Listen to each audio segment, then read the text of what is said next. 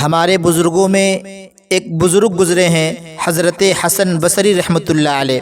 ان کے پاس ایک عورت آئی۔ اس عورت کی ایک ہی لڑکی تھی۔ اس لڑکی کا انتقال ہو چکا تھا اور اس کی کوئی دوسری اولاد نہیں تھی۔ اس عورت کو بڑی فکر تھی کہ پتہ نہیں میری بیٹی مرنے کے بعد کس حال میں ہے۔ چنانچہ اسے یہ جستجو ہوئی کہ میں اپنی مرحومہ لڑکی کو خواب میں دیکھوں، لیکن وہ عورت خواب میں دیکھنے کا کوئی عمل نہیں جانتی تھی۔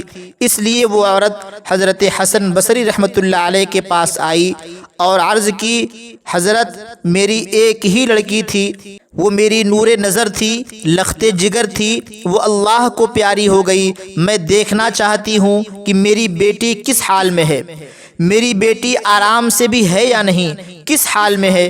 حضرت حسن بصری رحمۃ اللہ علیہ نے پہلے تو اسے سمجھانے بجھانے کی کوشش کی کہ مردوں کے حالات کی جستجو میں نہیں پڑنا چاہیے، مردوں کے لیے تو ایصال ثواب کرتے رہنا چاہیے، کیا پتہ مردوں کے حالات برے دکھلائی دیں اور اس کا برا حال دیکھ کر تم پریشانی میں مبتلا ہو جاؤ۔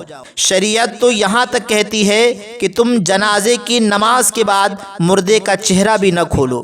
بہرحال حضرت حسن بصری رحمۃ اللہ علیہ نے اس عورت سے کہا کہ ثواب پہنچایا کر، اسے دیکھنے کی کوشش نہ کر، لیکن عورت تھی۔ بہرحال اس نے کہا، نہیں حضور، مجھے کوئی عمل بتا دیجئے کہ میں اسے پڑھ کر سو جاؤں اور میری بیٹی میرے خواب میں آ جائے۔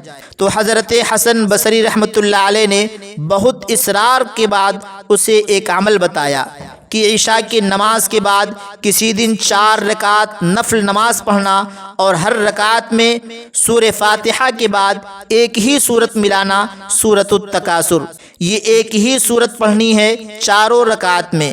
جب چاروں رکعت پوری ہو جائے پھر درود شریف پڑھنا ہے۔ ایک دوسری جگہ لکھا ہے کہ سلام پھیرنے کے بعد پھر یہی سورت 113 مرتبہ پڑھنا، پھر دعا کرنا کہ اے اللہ میری بیٹی میرے خواب میں آ جائے، اور پھر سو جانا۔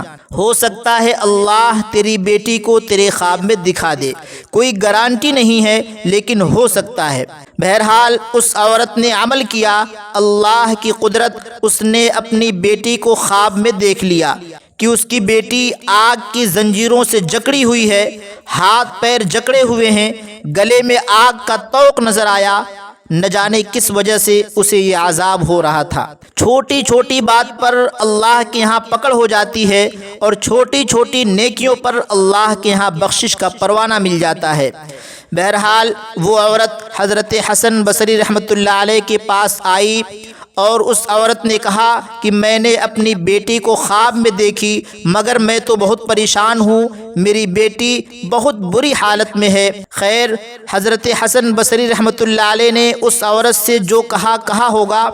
حضرت شیخ سہارنپوری رحمۃ اللہ علیہ نے لکھا ہے کہ اسی مہینے چند دن کے بعد حضرت حسن بصری رحمۃ اللہ علیہ نے خواب میں دیکھا کہ ایک میدان ہے، اس میں ایک تخت پڑا ہوا ہے، اس پر ایک لڑکی بیٹھی ہے، اس کے سر پر ایک نور کا تاج رکھا ہوا ہے، بڑی اچھی حالت میں نظر آ رہی ہے، اور حضرت حسن بصری رحمۃ اللہ علیہ کو کہہ رہی ہے کہ حضرت آپ نے مجھے نہیں پہچانا، میں کون ہوں؟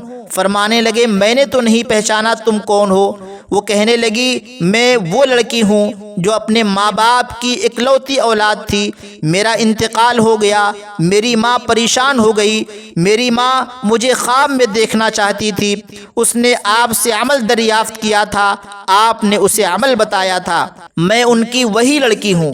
حضرت حسن بصری رحمۃ اللہ علیہ نے فرمایا، تیری ماں نے تو تیرا حال کچھ اور بتایا تھا، میں تجھے بڑی اچھی حالت میں دیکھ رہا ہوں۔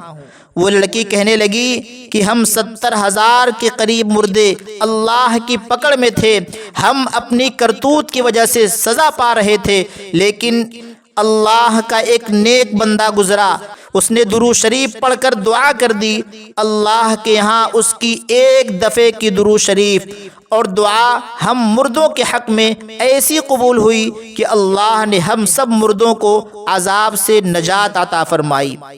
اس کے نتیجے میں آپ مجھے اچھی حالت میں دیکھ رہے ہیں۔